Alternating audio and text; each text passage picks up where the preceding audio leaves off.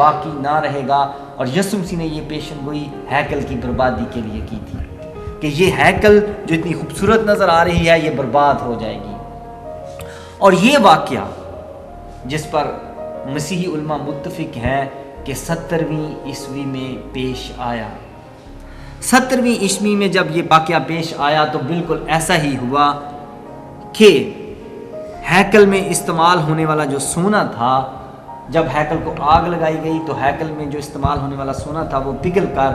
ہیکل کی دراڑوں میں اور اینٹوں کے درمیان گھس گیا، اور غیر اقوام نے ایک اینٹ سے اینٹ اکھاڑ کر اسے نکالا، اور لہٰذا بالکل یسوع مسیح کی کہی ہوئی بات پوری ہوئی کہ ایک پتھر کے اوپر ایک پتھر باقی نہیں رہا تھا۔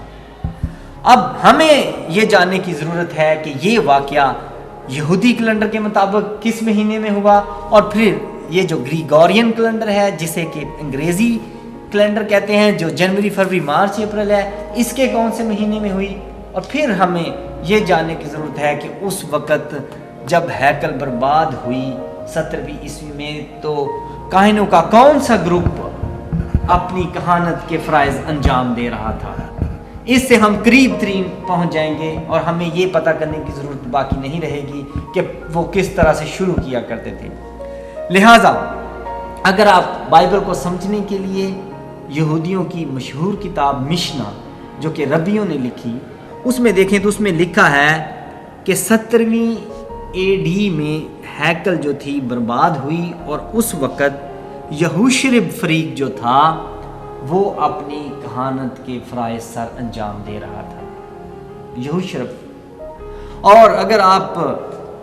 پہلا تواریخ اس کی 24 باب کو غور سے پڑھیں تو آپ کو پتہ چلے گا کہ یہوشرب جو فریق تھا یہ پہلا فریق تھا، کاہنوں کا پہلا فریق تھا۔ آئیے اس کی ڈیٹیل کو ذرا دیکھتے ہیں۔ ڈائنوسس آکسس ایک بزرگ گزرے ہیں، انہوں نے بتایا کہ ہیکل کی بربادی کی تاریخ 70 AD 5 اگست ہے۔ 5 اگست کو ہیکل برباد ہوئی، اور یہ یہودی کیلنڈر کے مطابق، اور باقی بھی جتنے عالم ہیں، پہلے تو ڈائنوسس آکسس نے ہمیں بتایا کہ 5 اگست کو ہیکل برباد ہوئی گریگورین کیلنڈر کے مطابق، انگریزی کیلنڈر کے مطابق۔ اور اگر اس کو عبرانی کیلنڈر میں دیکھیں تو عبرانی کیلنڈر میں اگست کا جو پہلا حصہ ہے وہ 5واں مہینہ ہے، ماہ اب، جسے ایو بھی کہتے ہیں۔ لہٰذا اور بھی بہت سے علماء نے جو تاریخ بتائی ہے ہیکل کی بربادی کی، وہ 5 اگست سے 10 اگست کے درمیان ہے، یعنی کہ اگست کا جو پہلا حصہ ہے اسی میں ہیکل برباد ہوئی ہے مسیحی اور یہودی علماء کے مطابق۔ اب ہم اس نتیجے پر پہنچے کہ اگر ہیکل اگست کے پہلے حصے میں برباد ہوئی تو وہ عبرانی کیلنڈر کے مطابق ان کا 5واں مہینہ ماہ اب مناہم ہے، جس کو اب کہتے ہیں، تو اس کا مطلب ہے کہ ہیکل جو برباد ہوئی ہے وہ اگست میں ہوئی ہے۔ اب ہم اگست کا جو پہلا حصہ ہے اس میں جو فریق اپنی کہانت کے فرائض سر انجام دے رہا تھا وہ ہمیں مشنا کی کتاب سے پتہ چلا کہ وہ کون سا تھا، یہوشرب، جو کہ پہلا فریق ہے۔ اور اگر پہلا فریق اگست کے پہلے حصے میں اپنے فرائض سر انجام دے رہا تھا تو دوسرا جو ہے وہ چھٹے مہینے کے پہلے حصے میں، یعنی کہ پہلا، دوسرا، اور پھر یہاں پہ تیسرا، اور پھر چوتھا، اور پھر 5واں، اور پھر چھٹا، اور پھر 7واں، اور پھر 8واں، یعنی کہ نومبر کے دوسرے حصے میں ابیا کاہن کا فریق جو تھے وہ اپنی کہانت کے فرائض سر انجام دے رہے تھے۔ اور یہی وہ وقت تھا، نومبر کا آخری حصہ، جب یوحنا اصطباغی کی پیدائش کے سلسلے میں زکریا کاہن کو خداوند کے فرشتے نے بتایا، اور نومبر کے آخری حصے میں ہی جو یوحنا اصطباغی کی ماں الیشبا تھیں وہ حاملہ ہوئیں، اور اس کے نومبر کے اس کے 6 ماہ بعد مقدسہ مریم حاملہ ہوتی ہیں، اور انہیں بھی فرشتے نے کہا اور الیشبا کو بتایا کہ وہ جو مقدسہ مریم ہے وہ 6 ماہ بعد حاملہ ہوتی ہیں، تو لہٰذا ہم نومبر سے آگے 6 گنیں گے تو یہ بنے گا نومبر 1 2 3 4 5 6۔ جو مقدسہ ماں کا حاملہ ہونے کا وقت جو ہے وہ اپریل کا آخری حصہ ہے، اپریل کے مہینے کا آخری حصہ، آخری 15 دن میں مقدسہ مریم جو تھیں اس تحقیق کے مطابق حاملہ ہوئیں۔ اب ہم یہاں سے 9 ماہ گنیں گے تو اپریل مئی جون جولائی اگست سپتمبر اکتوبر نومبر دسمبر 1 2 3 4 5 6 7 8 9، اور ہم یہاں پر دسمبر کے آخری ہفتے میں پہنچ گئے ہیں۔ اور یہی وہ وقت تھا جسے مسیحی بزرگوں نے دوسری صدی میں ہی معلوم کر لیا تھا کہ یسوع مسیح کی پیدائش دسمبر کے آخری 15 میں یا دسمبر کے دوسرے حصے میں یسوع کی پیدائش ہوئی، اور پھر 25 دسمبر کی ڈیٹ جو تھی اسے ہمیں مسیحی بزرگوں نے اس کو بتا کے کنفرم کر دیا، اور پھر وہ جو مردم شماری کا رجسٹر تھا جس میں مقدس یوسف اور مقدسہ مریم نے ایک خاندان کے طور پر نام لکھوایا، وہ بھی مہیا ہوا مسیحی بزرگوں، دوسری صدی کے مسیحی بزرگوں کو، اور انہوں نے اس سے بھی یہی تاریخ بتائی جسے ہم نے آج اس سارے کیلنڈر سے اخذ کیا ہے۔ اگر ہم مسیح خداوند کی پیدائش کا مہینہ دسمبر مقرر کرتے ہیں تو ہم لوکا کی انجیل میں پڑھتے ہیں کہ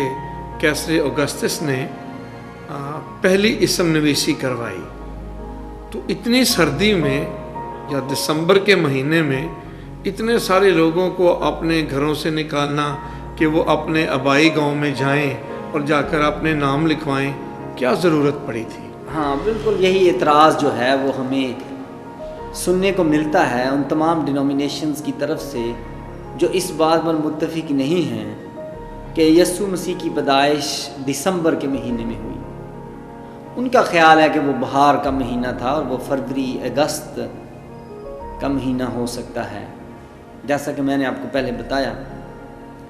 اور ان کا ایک سالڈ پوائنٹ یہ بھی ہے کہ کیونکہ لوکا کی انجیل میں لکھا ہے دوسرے باب میں کہ انہی دنوں میں کیسر اوگسطس کی طرف سے یہ حکم جاری ہوا کہ لوگ اپنے نام لکھوائیں، اور یہ پہلی اسم نویسی اس نے سوریا کے حاکم نے کروائی۔ لیکن فلسطین کے علاقے میں دسمبر ایک سرد مہینہ ہے، اور اس مہینے میں مردم شماری کرانا کوئی عقل مندی کا کام نہیں ہے۔ سوچا گیا ہے کہ یہ ایسا ممکن نہیں ہے، لیکن اگر آپ واقعہ ہی کسی پہاڑی علاقے کے رہائشی ہیں اور ایسی جگہ پر رہتے ہیں جو پہاڑی علاقہ ہے اور وہاں پہ سردی زیادہ ہوتی ہے، تو پھر آپ اس بات کو بڑی احسن طریقے سے سمجھ سکتے ہیں۔ اگر آپ پہاڑوں پر چلے جائیں اور جب دسمبر کا مہینہ آتا ہے تو جو فیلڈ ورک ہے، کھیتوں میں کام کرنا، اپنے غلہ کو چرانا، بھیڑ بکریوں کو چراگاہوں میں لے کر جانا، یہ بند ہو جاتا ہے۔ اس سے پہلے ہی بہت سارا چارہ جو ہے وہ جمع کر لیا جاتا ہے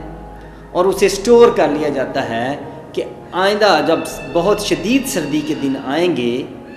تو یہی چارہ استعمال کیا جائے گا۔ ایسے تمام لوگ جو اس بات سے متفق نہیں ہیں کہ یسوع المسیح کی پیدائش دسمبر کے مہینے میں ہوئی، وہ یہی اعتراض پیش کرتے ہیں کہ چونکہ اس مہینے میں مردم شماری بھی کروائی گئی، لہٰذا فلسطین میں دسمبر سرد مہینہ ہے اور اس میں اتنی بڑی تعداد میں لوگوں کو اپنے گھروں سے نکالنا عقل مندی نہیں ہے۔ اس کا انالیسس کریں، اس کا تحقیقی جائزہ لیں تو آپ کو ماننا پڑے گا کہ یہ بالکل صحیح مہینہ تھا جب مردم شماری کروائی گئی۔ دراصل ہوتا یوں ہے، دسمبر میں ہی تمام چارہ جمع کر لیا جاتا ہے چونکہ بہت سردی شروع ہونے والی ہوتی ہے، اور فیلڈ ورک جو ہوتا ہے وہ رک جاتا ہے۔ اپنے غلہ کو، اپنے بھیڑ بکریوں کو چراگاہوں میں لے کے جانے کا کام رک جاتا ہے، اور اسی طرح کھیتوں کا کام جو ہے وہ بھی رک جاتا ہے، اور چارہ پہلے سے جمع کر لیا جاتا ہے۔ لہٰذا یہ بالکل صحیح وقت تھا جب مردم شماری کروائی گئی، کیونکہ لوگ کوئی عذر پیش نہیں کر سکتے تھے اور کوئی بہانہ نہیں بنا سکتے تھے کہ جی میرے کھیت میں مجھے کام ہے